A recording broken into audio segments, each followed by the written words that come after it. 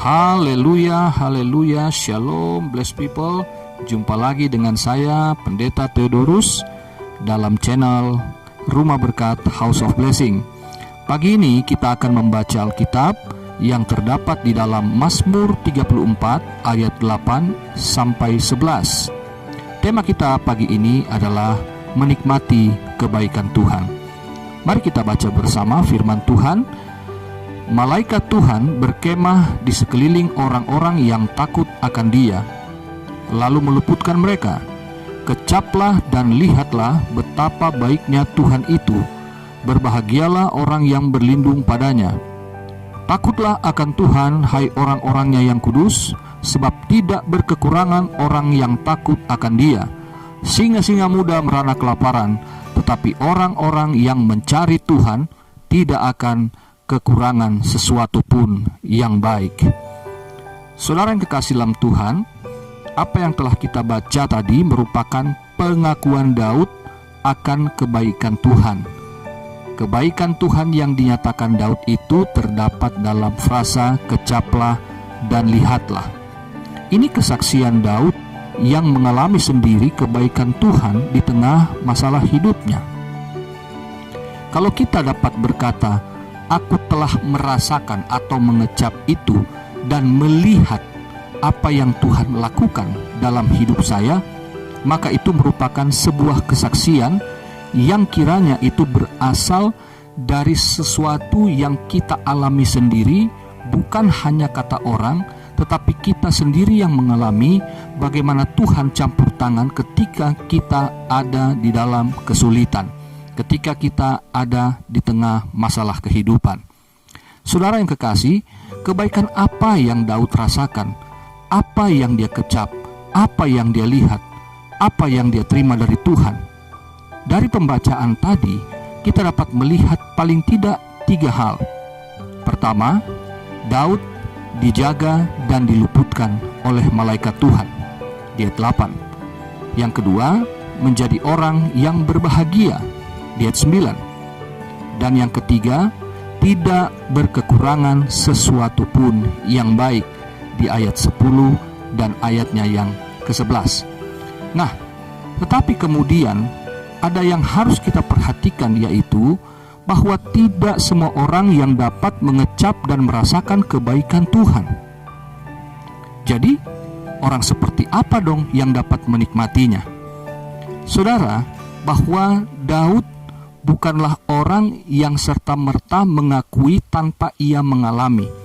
Dan ia juga tidak serta-merta hanya mengatakan aku telah mengecap dan melihat tanpa ia punya pengalaman yang terlebih dahulu intim dengan yang telah menolong dia. Itu sebabnya kita dapat melihat 3 hal yang Daud katakan sebagai orang yang dapat menikmati kebaikan Tuhan itu.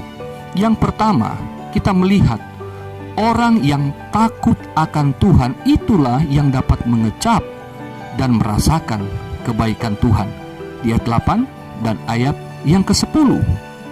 Yang kedua, orang yang berlindung kepada Tuhan, di ayat 9. Dan yang ketiga, orang yang mencari Tuhan, itu di ayat yang ke-11.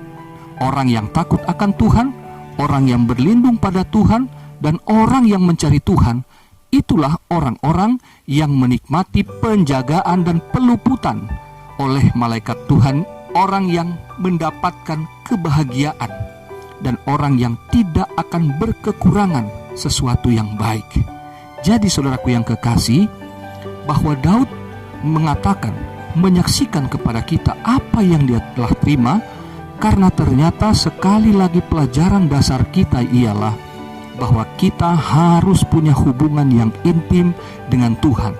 Pengenalan akan Allah itu yang menjadi fondasi bagaimana kita akhirnya dapat menyaksikan, bukan untuk berkata-kata bagaimana saya telah mendapat pertolongan, tapi saya dapat berkata-kata betapa saya menikmati hubungan dengan Tuhan, sehingga ketika saya mengalami kesulitan yang hebat, saya dapat menikmati kebaikan Tuhan. saya dapat melihat, saya dapat merasakan sendiri bahwa hal-hal yang tidak mungkin kemudian ternyata menjadi mungkin bagi saya, karena Tuhan yang saya kenal itu membuktikan bahwa Ia selalu ada dan selalu ada untuk memberkati, menjaga, melindungi kita, anak-anaknya, umat kesayangannya. Saudara, kemudian kita melihat di bagian terakhir di ayat yang 11 itu, bahwa singa-singa muda merana kelaparan, tetapi orang-orang yang mencari Tuhan tidak kekurangan sesuatu pun yang baik. Singa muda di sini sesungguhnya melambangkan keangkuhan dan kekuatan. Biasa kalau yang muda-muda itu seringkali ingin menunjukkan atau pamer diri bahwa dia bisa, dia hebat, dia mampu. Apa yang dikatakan tentang singa-singa muda di sini merupakan kebalikan dari orang-orang yang rendah hati dan lemah. Sehingga ketika mereka mengalami kesulitan, mereka tidak punya jalan lain, tidak punya fokus lain, tidak punya harapan lain, yaitu selain mereka mendatangi Tuhan. Daud adalah orang yang rendah hati dan selalu merasa dia bukan orang yang kuat, meskipun faktanya kita mengakui dia orang yang hebat. Tetapi secara pribadi dengan kerendahan hati, Daud selalu mengakui ia bukan sosok yang siapa-siapa di hadapan Tuhan. Dia bukan sosok yang hebat di hadapan Allahnya. Itu sebabnya Daud selalu akhirnya menikmati bukan hanya soal tidak kekurangan, soal yang materi, tetapi ia terlebih sedang mengakui bahwa ia senantiasa dipenuhi kebutuhan rohani dan jiwaninya. Tentu saja hal itu akhirnya mencakup juga kebutuhan jasmaninya. Saudara yang kekasih dalam Tuhan, mari kita belajar seperti Daud. Mari kita menjadi orang-orang yang takut akan Tuhan. Kalau kita memerlukan sesuatu perlindungan, hanya Tuhanlah tempat berlindung. Jika kita membutuhkan Tuhan, temukanlah bagaimana kita dapat menghampirinya hanya sejauh doa, hanya dengan pujian. Daud mengatakan, aku mencari Tuhan, dengan puji-pujian kutemukan Ia. Haleluya, puji Tuhan. Hari-hari ini kita butuh Tuhan, kita butuh kekuatannya. Mari dengan rendah hati mengakui kelemahan kita.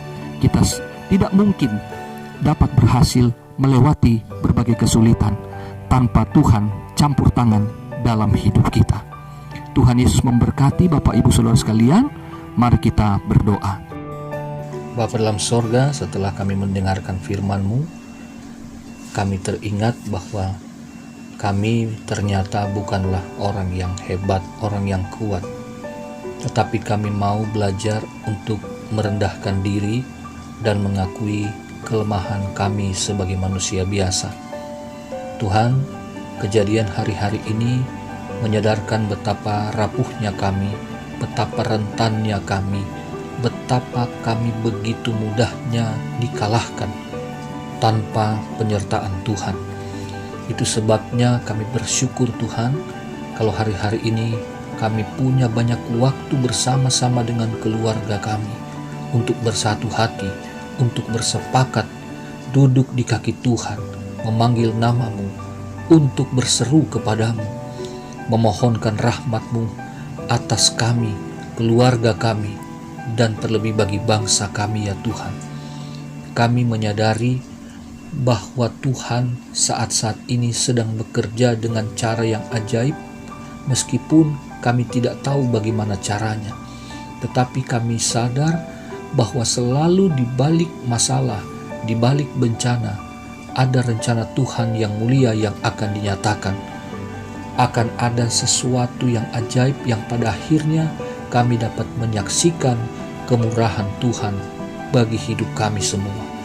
Bapa di dalam sorga, mari berkatilah sekali lagi kami terus berdoa bagi bangsa kami Indonesia. Kami berdoa kiranya Tuhan ampuni bangsa kami sekiranya bangsa yang telah berdosa di hadapan-Mu. Ampunilah kami semua yang berdoa ini pribadi lepas pribadi. Sekiranya kami juga telah berdosa di hadapan-Mu, kiranya Tuhan Engkau nyatakan pengampunan, Engkau nyatakan kasih karunia-Mu yang membebaskan kami dari segala dosa kami, yaitu hanya dengan pengakuan kami akan darah Yesus yang tersalib itu. Tuhan, nyatakanlah pemulihan dan kesembuhan bagi bangsa kami, sehingga Tuhan kami dapat melihat keluarga demi keluarga kembali kuat untuk menghadapi masa depan pasca bencana ini. Bapa, berkatilah Bapak Presiden kami, semua yang terlibat untuk penanggulangan bencana yang terjadi di bangsa kami, yaitu kepala-kepala daerah sampai juga ke tingkat yang paling rendah. Kiranya Tuhan semua jajaran ini bersepakat, bersatu hati, bersatu pikir, sehingga Tuhan mereka melakukan yang terbaik bagi Indonesia. Kami percaya tangan Tuhan sedang bekerja atas bangsa kami, atas kota kami, atas keluarga-keluarga kami. Kami percaya sebentar lagi penyakit, virus akan segera berlalu dari bangsa kami. Kami mau hidup takut akan Tuhan, sehingga Tuhan, kami tidak takut untuk menghadapi segala bahaya, tetapi kami justru akan takut ketika kami kehilangan rahmat, ketika kami kehilangan Tuhan. Itulah sesungguhnya yang sangat menakutkan bagi hidup kami sebagai manusia. Tuhan, kami berdoa, perkenankanlah kami untuk hidup di hadapan-Mu, untuk memohon berkat-Mu bagi bangsa kami. Tuhan, campur tangan, berkati Tuhan para dokter, tenaga medis, agar semua yang bekerja dengan baik mereka juga terlindungi dan tidak mengalami satu hal yang mencelakakan mereka. Berkati Tuhan, berkati mereka dengan perlindungan-Mu, sehingga mereka dapat bekerja dengan baik, menolong sesama manusia. Kami berdoa Tuhan, kiranya setiap keluarga-keluarga yang saat ini sedang berkesusahan karena tidak dapat bekerja maksimal seperti sedia kala, Tuhan berkati dengan kecukupan. Setiap apa yang kami butuhkan, mereka dapat digerakkan oleh Tuhan dari manapun. Karena kami percaya kami datang kepada sumber berkat, maka hidup kami juga terberkati dan tercukupi oleh Tuhan. Bapa, kami bersyukur, berterima kasih. Kami mau menjalani hari kami, hari ini, pagi ini dengan penuh syukur, dan kami mau terus untuk berjuang di dalam doa. Kami terus mau bersepakat bersehati untuk memuliakan nama. Terpujilah nama Tuhan. Kami mengucap syukur di dalam nama Tuhan Yesus Kristus. Haleluya. Amin.